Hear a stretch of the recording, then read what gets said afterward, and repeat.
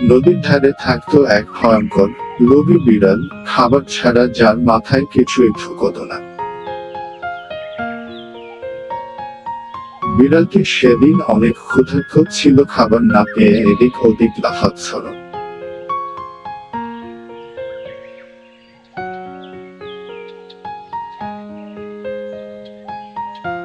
একদিন সেখানে আসলো একটা সুন্দর হাঁস।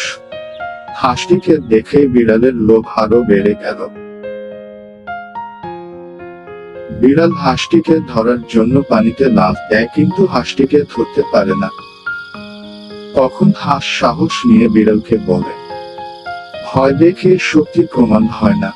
তুমি চাইলে আমার সাথে বন্ধুত্ব করতে পারো।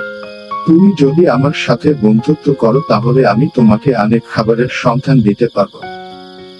লোভী বিড়াল প্রথমবার ভাবতে শিখল, আর ভেবে সে বলল, ঠিক আছে, চলো তাহলে।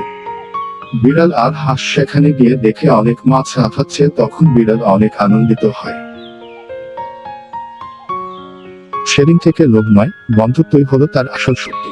তখন তারা অনেক ভালো বন্ধু হয়ে গেল। আমাদের ভিডিও ভালো লাগলে দয়া করে লাইক, কমেন্ট এবং সাবস্ক্রাইব করে আমাদের পাশে থাকবেন।